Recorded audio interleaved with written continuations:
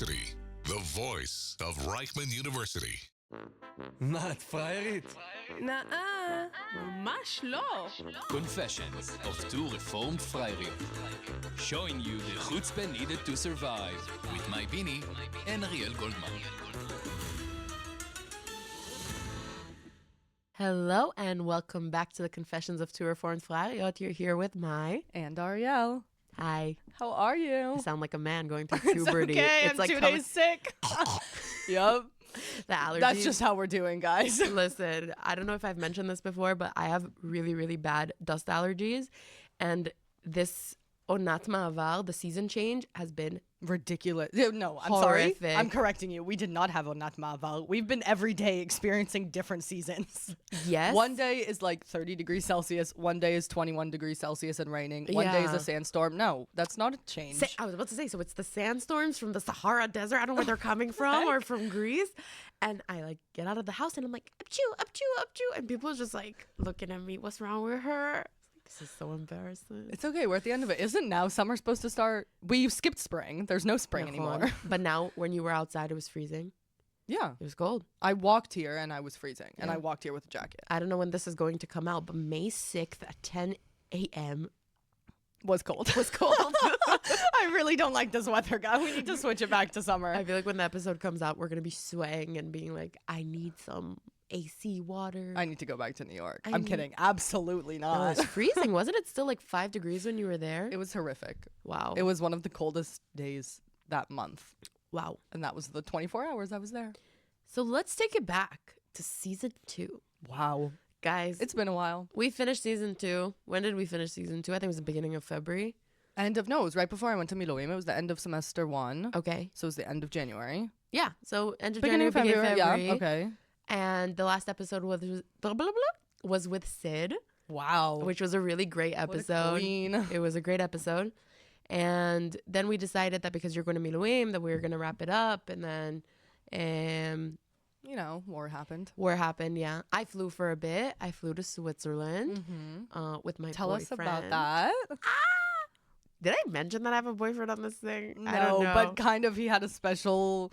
I had a special appearance? reason. Oh. He did. He was also Guys, a special appearance, guys. Guys, when people found out that Ron was my boyfriend, they were like, wait, you had him on your podcast? I was like, yes, I did. And we acted like, I didn't know him, nothing. One day I'm just going to pull through and be like, Yeah. yep, one of the guests was actually my Yeah. 6-month boyfriend, guys. Listen, if there's anything I've learned and something that I can recommend to the listeners, then yeah, I think that privacy is important. I think that our generation doesn't value privacy enough. And I felt like I couldn't understand what I wanted in this relationship. And in general, I think not just relationships, friendships, and work and things that you do, sometimes working quietly and working to yourself and understanding what you want alone is needed to understand if it's the right thing for you. Because when you have 1,000 opinions always screaming in your head, And pushing into your ears, and that's all Yeah. you hear, and that's all you focus. exactly. And I value opinions. It was very important for me that he meets you guys, like my friends, my family. And if there was something that was a red flag that would have come up, I would have listened. But at the beginning, what do I want? What is my want? So that was very important for me to have privately. And we're almost 6 months, so I think it's time. It's time. Well, to be I mean, public. you went on a trip together. We did. We're going to get into that in a second. Just get on to Switzerland. People are gonna think I'm crazy Why? because It was 6 months. I mean, everyone has their own timeline. But I flew when it was 3 months, and we bought the tickets after a month of being together. Don't forget that. Everyone has their own timeline. It's Mai. true. I will support you, and I It's love true. you I know with you your guys, relationship I because know. it is good for you. Some know. people that would be way too fast for them, and some people that would be like, no, after a week, I'm going on vacation I because he's know. paying for my ticket. Like, Nahan. everyone has a different It's spectrum true. of it. So. Yeah. I don't think you're crazy. Whoever wants to think Mai's crazy, that's a you thing. We're going to talk about Switzerland. We're going to talk about war. Yeah. Anything else in the last 5 months that you want to touch on? So I think the last 5 months we were still in season 2. So at the beginning of the year, I think we covered most of those things. But 4 months. I think I would love to talk about how crazy I felt during this war. Okay. I felt that I was the problem, that suddenly everybody's acting like everything is normal, going back to a normal lifestyle when nothing is normal. and how You're talking about, just before we get into the story, you're talking Yeah. about the transition period between like right when the war started and then we were in war for like a good month, 2 months. because this is already That's what you're talking about, the yeah, transition. Okay, so that this is like the 4th or 5th round with Iran, and most of the people that I've talked to, if they're people that are still in the army, if it's parents, if it's people like us, this was the hardest round by far. And not because it was the hardest round ammunition wise or more people, a lot of people sadly did pass away, but nothing different than what we had from the beginning with Iran. Okay? I think it's just making it normal, and it's crazy. אנחנו מותשים, we're tired. We're tired. Exhausted. Why is this normalized? Why am I sitting here with you? And in the back of my mind, I'm telling you, I promise that my brain is calculating when the next Chag is. So maybe the next time that Iran wants to attack is what. Yeah, exactly. Exactly. I had to delete Instagram. I'll be honest. I had to delete Instagram. That's why you're not answering me. Yeah, babe, I'm not ignoring you. I forgot to tell you. I told a couple people that usually send me stuff. I didn't tell you. I'm not ignoring you. The most important. You're right. But now you know. Thanks. But I need to get back Okay, on it because we need to anywho. post these reels. Anywho, hold on a second.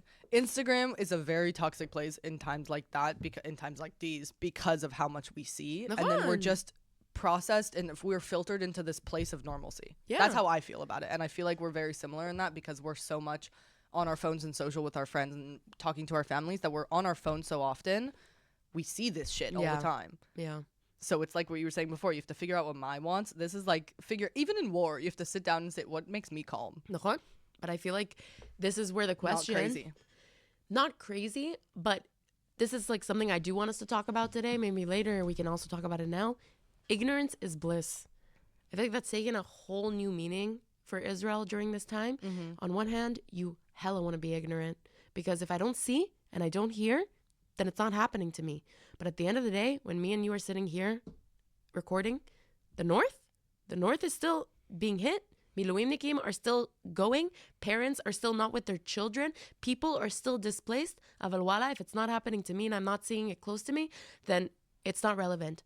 So ignorance is bliss. Okay. But then what about my mental health? What about how I'm feeling?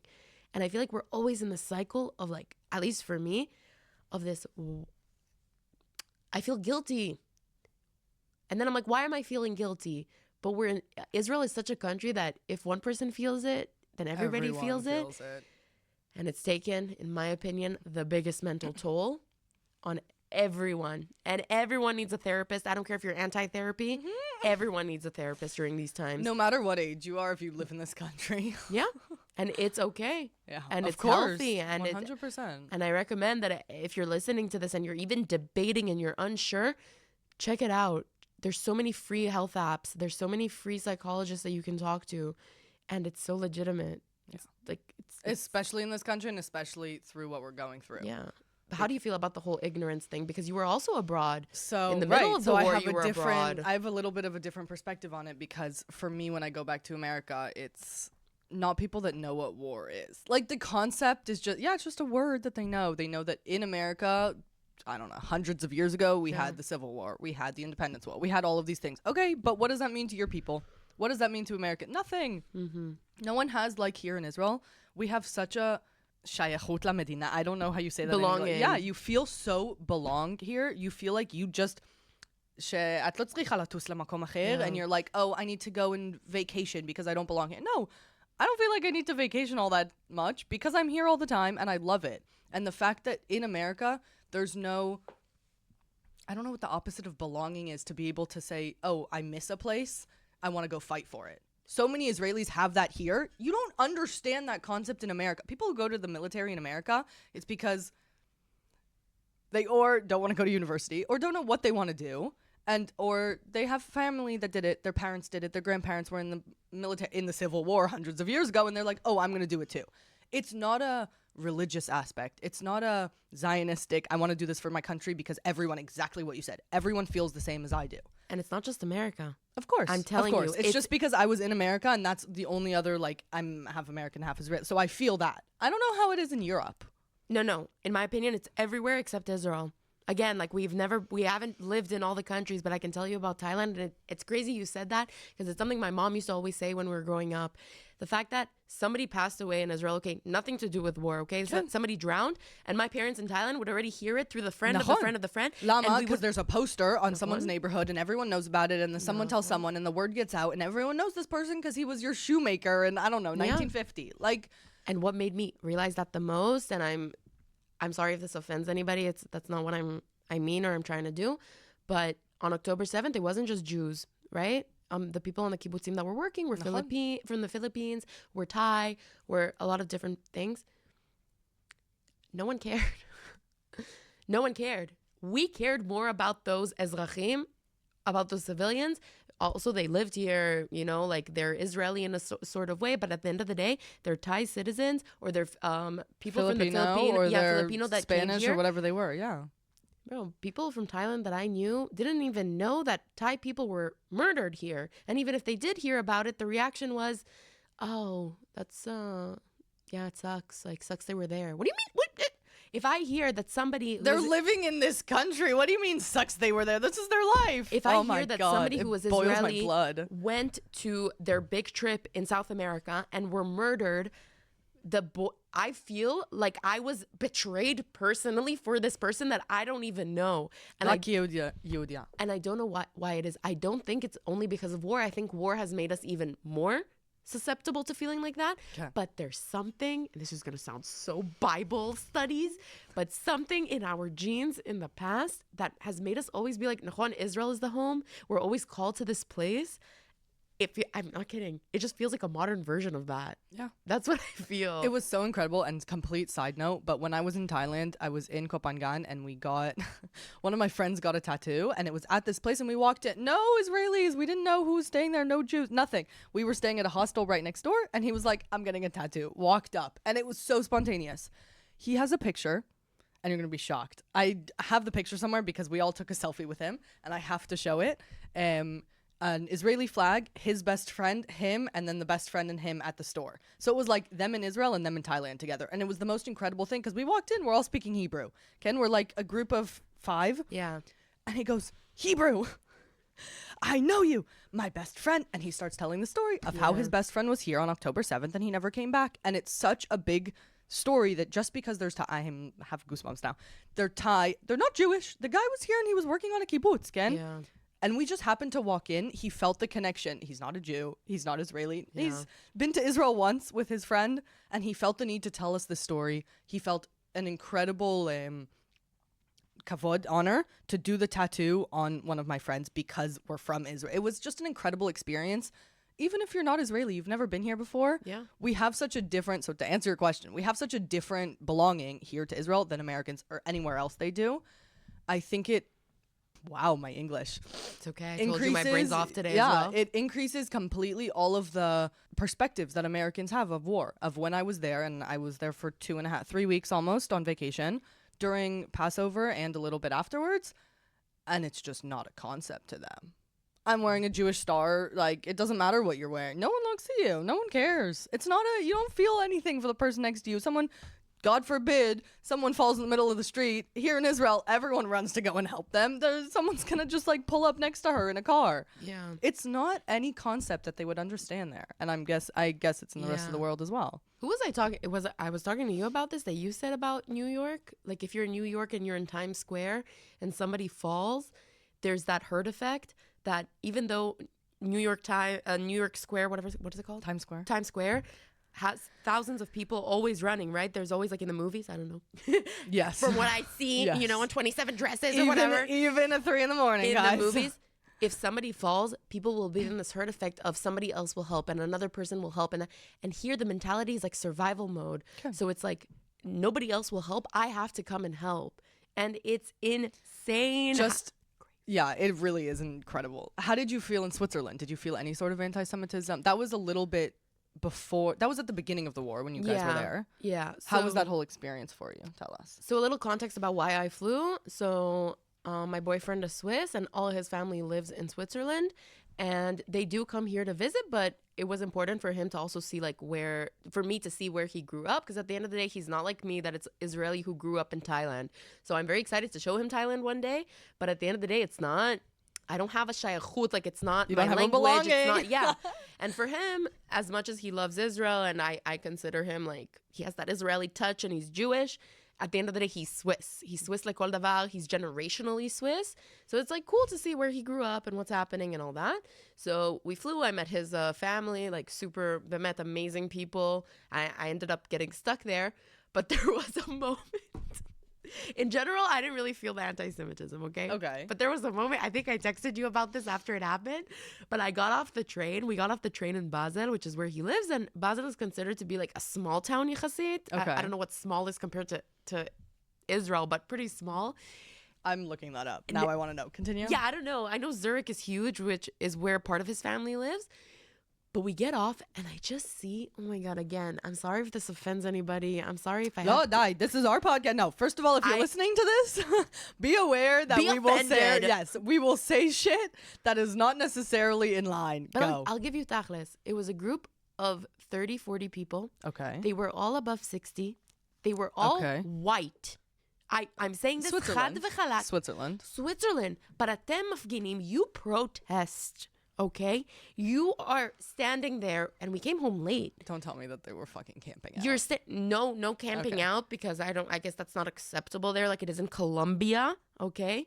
But flags the size of lo yodat ma, like Palestinian flags that are huge, signs that say like save the babies. What are you talking about? You don't know what you're talking about. And you know what was playing in the background on a huge speaker in the middle of this place? Like sad music. What was that song? I think it's by Louis Capaldi. The Once I Was 7 years Oh my, old. my kitchen. Ma akesher achoti, that this song was playing there, I swear to God. And this man comes up to me in Ron, and he's with the flyer, and he wants me to like sign the petition, or like it was a flyer about either signing something or save Sign the petition or of what? save the kids. The blood. Save on kids. Okay, now Swiss are adishim. Kapara al Ron, I love him, but I don't know how you say adish. Adish, it doesn't react. You know, he's like, sababa, let them pass. Add the fact that I'm Israeli, I'm half Moroccan, and I'm anyways a very angry person. Lentils? No, not adashim. No! Add all those things together.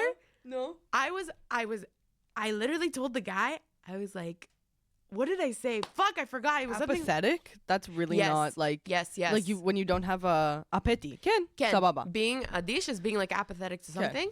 And I just told the guy, like, I literally pushed the flyer away, and I was just like, why the fuck do you think you can give this to me? Or like, fuck off. I would say I'm a Jew. or and I push it said away. something, and then Ron's like, we gotta go. Like, it's not gonna help. And if he wouldn't have stopped me, I swear to God, I would have opened an argument.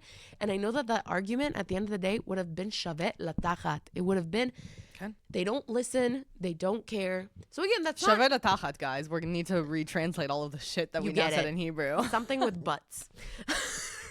Shavet atachat. It wasn't worth the it butt. wasn't worth it. Even though my butt's worth a lot, but But it wasn't worth the whole fight. I understand what you're saying. Because they're so like yeah. So that wasn't too again, they don't think that being anti-Israel is being anti-Semitic.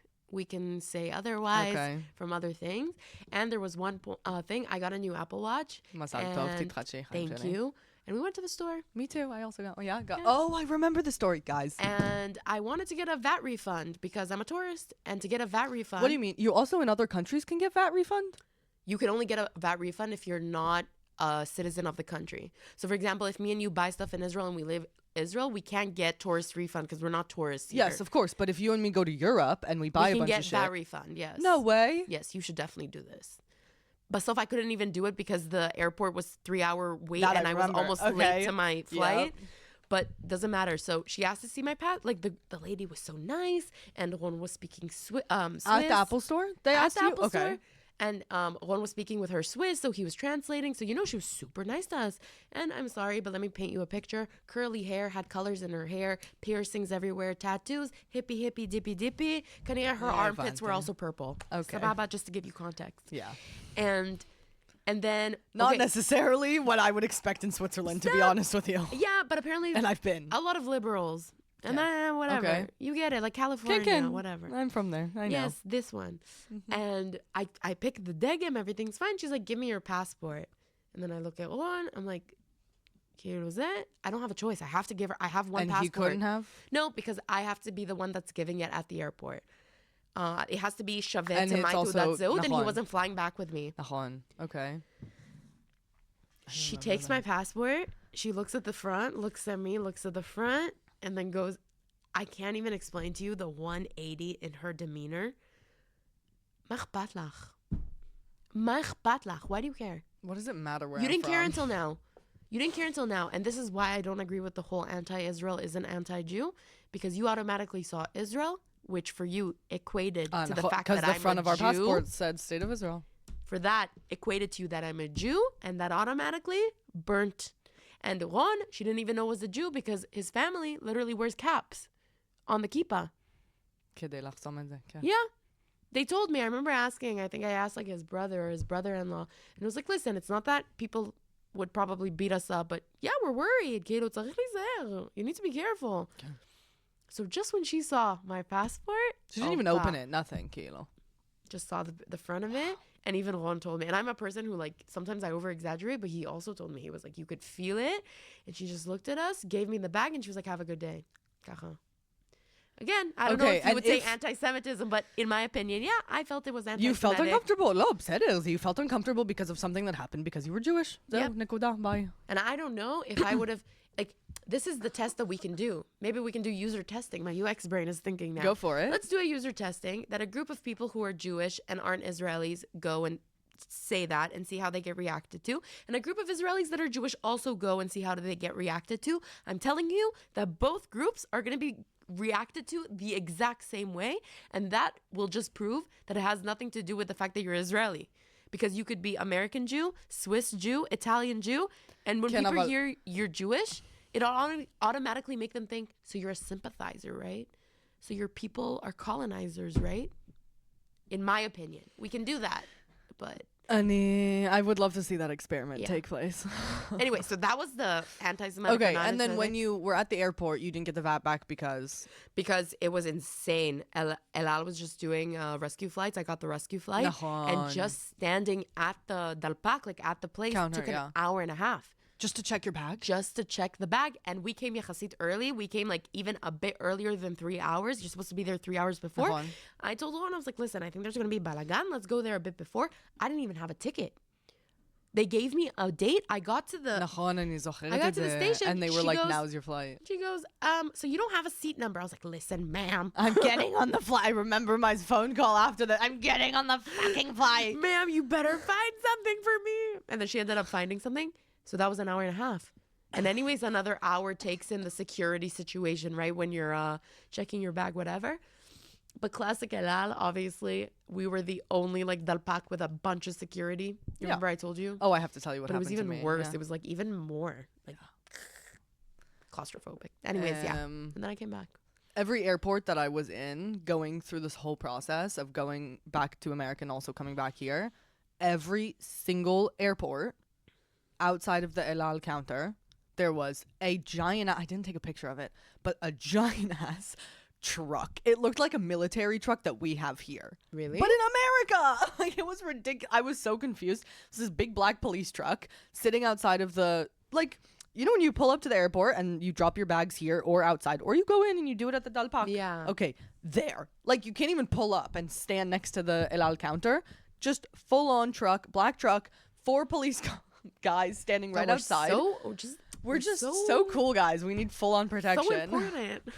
VIP. This is what happens when you're such an important person. And then 4 guys with like AK, whatever they have in America, standing next to the Dalpak. מה קרה פה? I don't know. מה קרה? crazy. ואז אתה בודק לי את התיקים.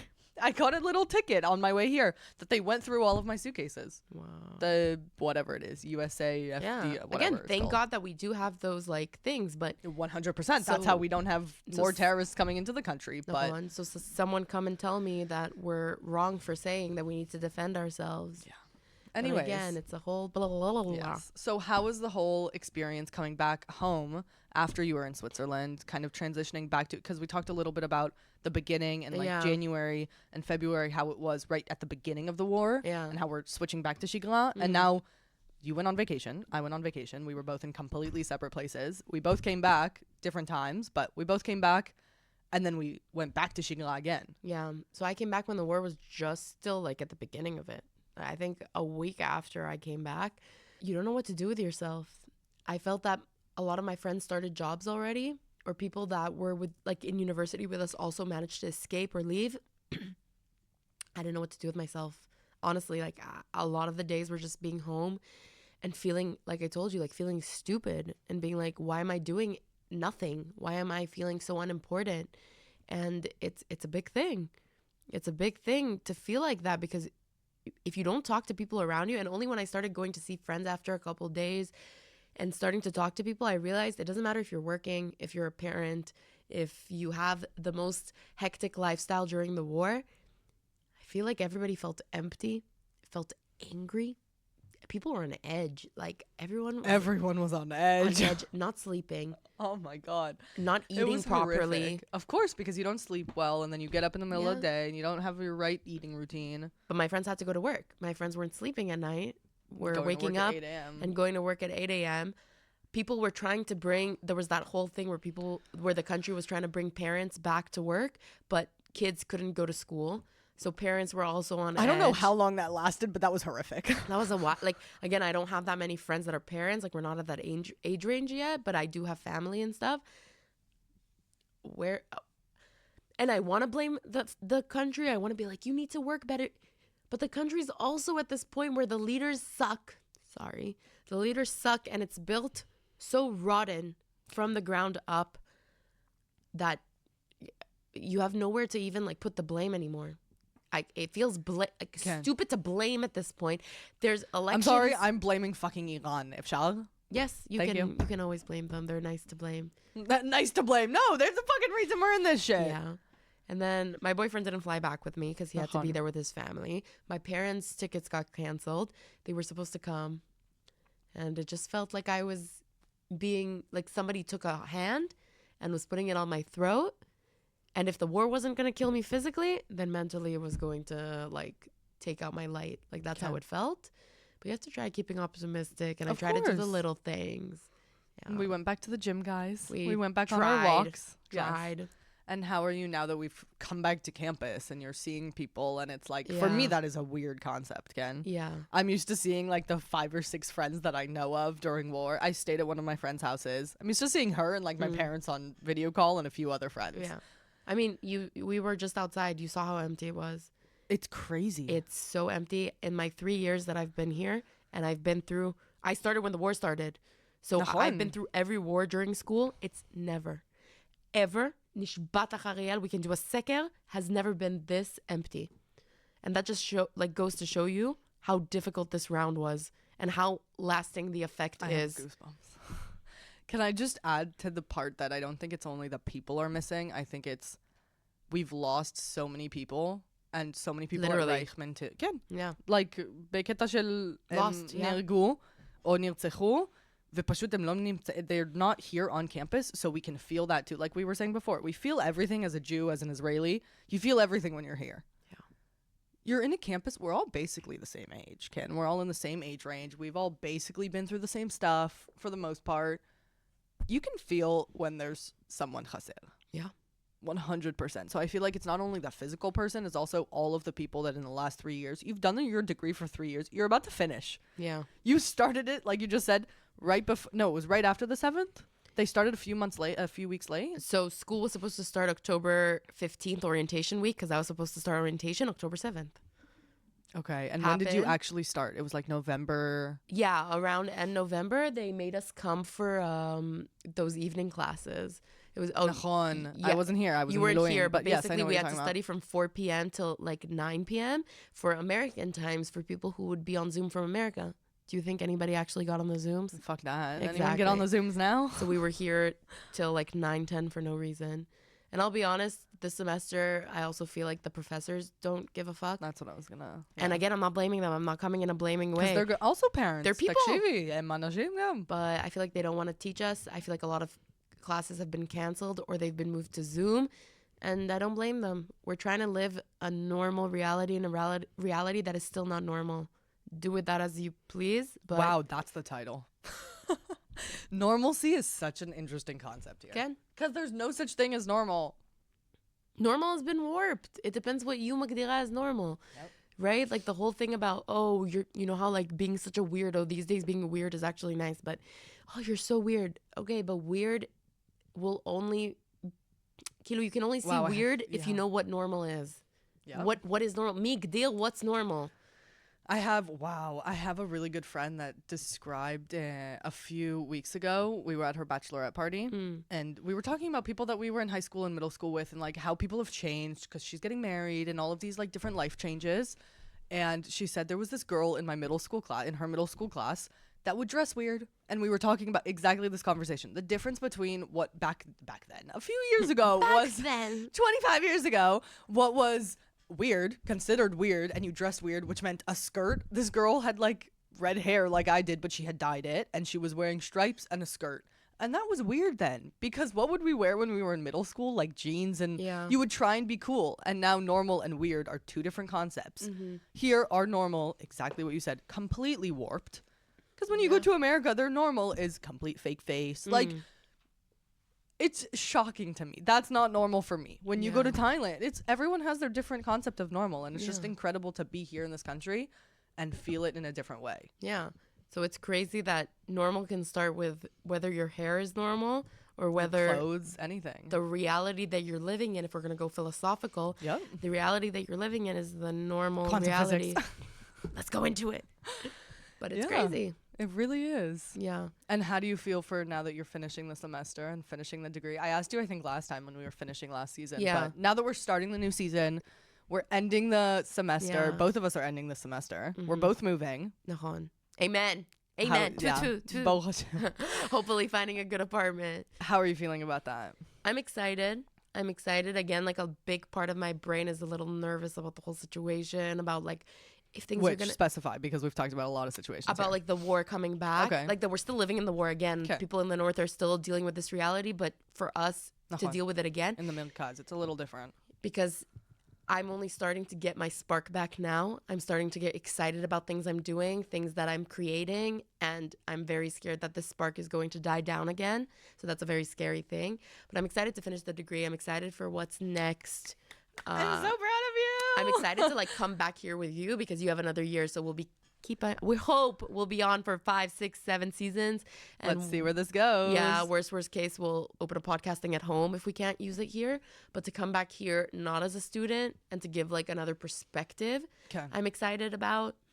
I cannot wait to hear. Are you kidding me? That's going to be incredible. And yeah, I'm excited where life takes you. Like, my big sister Tel Aviv guide. Are you kidding? It feels like 6 months ago, looking back, my life was so different. So I'm excited to see in the best way possible, no bad things, just good things, what the next 6 months is going to give and what's going to bring. 6 months from now, we're in November. That's when I flew to Poland. So that's what I'm saying. I think since that Poland trip. Going to be, I'm telling you right now, that's going to be after my orientation week of being a Lakezit. We're going to see what episode Maya and I put out and see what happens next. Yeah. I feel like most of the updates I'm going to be hearing is through here. It's going to be like, why? I'm going to have incredible updates. You're going to tell me some incredible things from Tel Aviv and your new jobs. You're going to be in Tel Aviv with me. And okay. Well, let's see. What? I hope so. Wait, what? I hope I'm down the street from you, not like on the other side of Tel Aviv. Ah, okay, but we're still in the same city. Yes. Where are you going? Nowhere. You're gonna just be the big girl job. You're in the big girl job. Amen. And I'm still in school. I need that moolah. Yes. Amazing. Okay.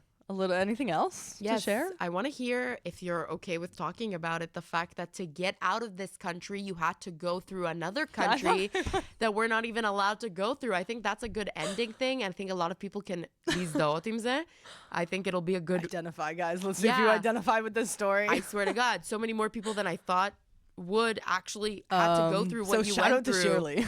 Yeah, shout out to Shirley. She really I'm so serious. She really saved me when I was in London. The fact that you sent both of us a message and you said you're in the same situation. What are the go talk." chances? What are the chances? Okay, It was and the crazy. chances that I met her. When was the Shabbat dinner that you did? I don't know, A week before that?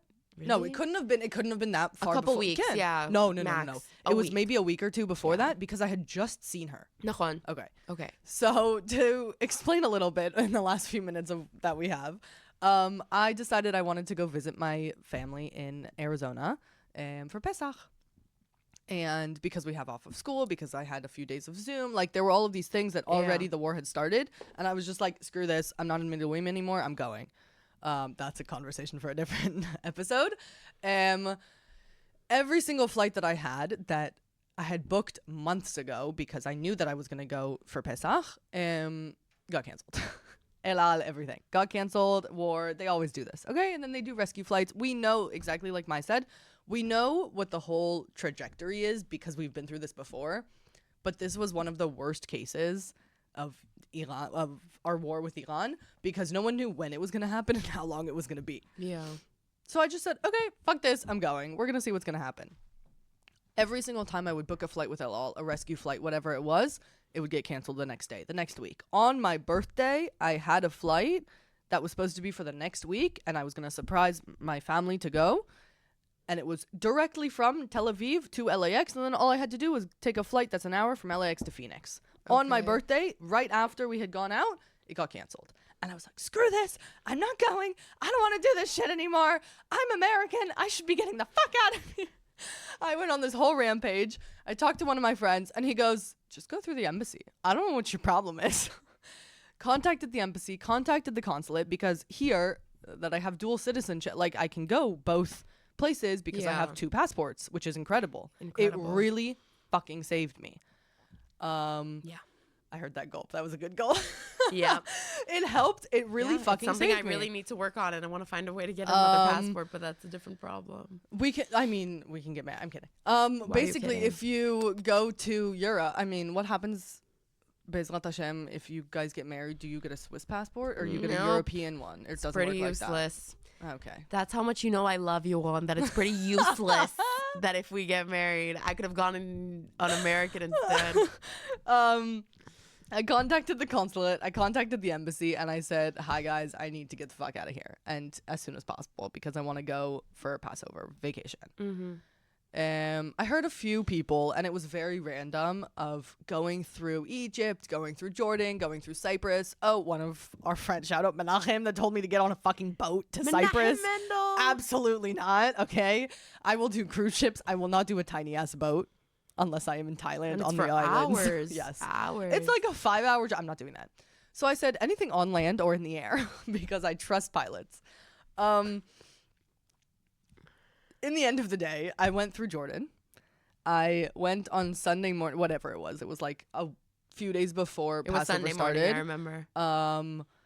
I got from, good thing I live in Herzliya and the bus was leaving from Herzliya, from the Ritz-Carlton or the Dana Lo Zocheret. Everyone got there. We were 2 full buses. I was not by myself, which was so incredible, because if I would have done that by myself, I don't think I would have done that by myself.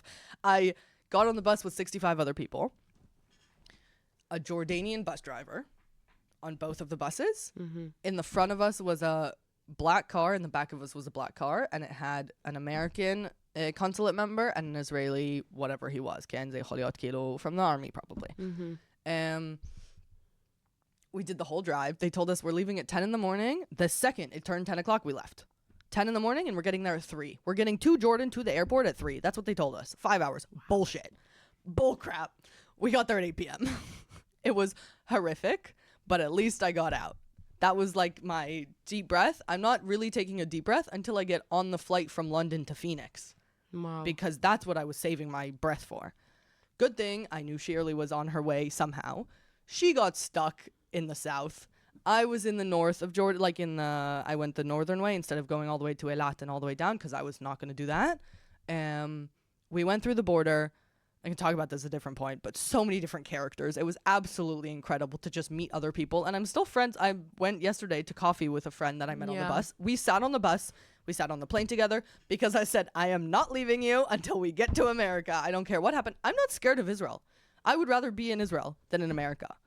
But I'm scared of the fact that we're going through Jordan. Ken, I was in the army. Yeah, it's known to us that there's 30 countries in the world that we can't even breathe next to. So, thank God I had 2 passports so I could do this. This was only available for American citizens because the embassy is escorting you.